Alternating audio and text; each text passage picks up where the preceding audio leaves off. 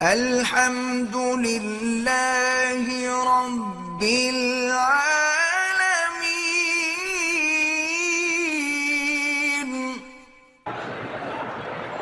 اگر کسی کو ایمان کے بارے میں بھی وسوسے آئیں تو فوراً پڑھے لا الہ الا اللہ محمد الرسول اللہ، اور 7 دفعہ پڑھے لا حول ولا قوت الا باللہ العلی العظیم، انشاءاللہ ختم ہو جائیں گے۔ یہ ایمان کی نشانی ہے، یہ کوئی بری بات نہیں ہے۔ اس کی وجہ یہ ہے کہ جس گھر میں مال ہوگا تو چور جائے گا۔ شیطان اسی لیے تو وسوسہ ڈالتا ہے کہ اس کے اندر ایمان ہے، جن میں ایمان نہیں ہے ان کو وسوسہ کیوں نہیں ڈالتا؟ کہتی ہے جی کہ میں آج عمرے پہ آئی ہوں، میرے 13 بچے ہیں ماشاءاللہ، 7 فوت ہو گئے ہیں اور 6 زندہ ہیں۔ عقیقہ ہم نے صرف 1 کا کیا تھا، بہرحال عقیقہ تو سب کا کرنا تھا، 1 کا تو نہیں کرنا تھا۔ اب جو ہونا تھا ہو گیا، اگر پیسہ ہے تو اب بھی کر سکتی ہوں۔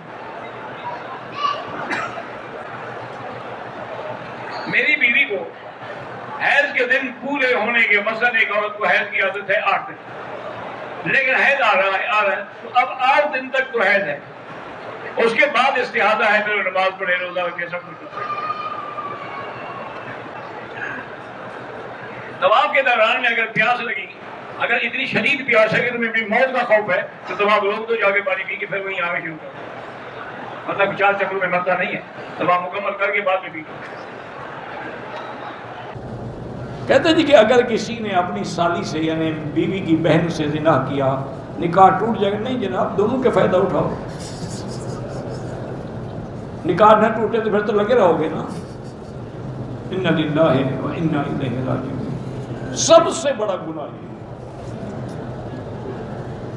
زنا تو ویسے گناہ ہے، لیکن یعنی اپنی بیوی کی بہن سے یا کسی قریب سے وہ اشد الگناہ ہے۔ توبہ کرو اور اللہ سے رجوع کرو۔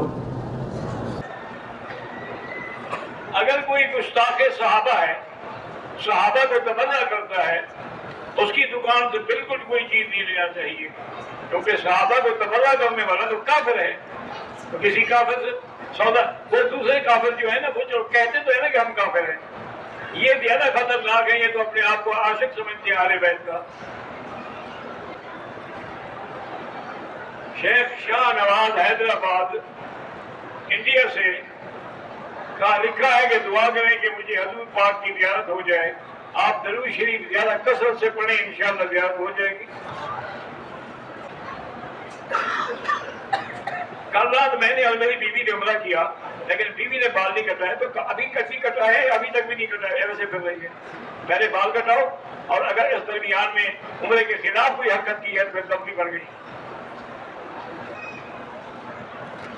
کہتے جی کہ ایک ہندو کا سوال تھا کہ ہم بھی پتھر کی پوجا کرتے ہیں، آپ بھی پتھر کے گرد طواف کرتے ہیں، کیا فرق ہے؟ بڑا فرق ہے۔ ہمیں اللہ کا حکم ہے، آپ کے پاس کسی چیز کا حکم نہیں۔ دوسرا یہ یاد رکھیں، لیکن اب ہم پہلی منزل پہ طواف کر رہے ہیں تو کعبہ نیچے ہے کہ نہیں ہے؟ اگر ہم پوجتے ہوتے تو کعبہ تو نیچے نہ ہوتا نا۔ یہ تو اللہ کا حکم ہے کہ میرے گھر میں طواف کرو، ہم تو اس کو کوئی نعوذ باللہ بت نہیں سمجھتے۔ اگر ایک عمرہ کرنے کے بعد دوسرا عمرہ کریں تو کچھ بال نکال نہیں، سارے سر کے اس طرح جب بھی عمرہ کریں گے اس طرح پھرانا پڑے گا، بال ہوں یا نہ ہوں۔ 10 سال سے شدید سر درد رہتا ہے، بہرحال زمزم بھی پیے اور سر پہ ہاتھ رکھ کے سورۃ فاتحہ 7 دفعہ پڑھ کے پھر دم کر دیا کریں۔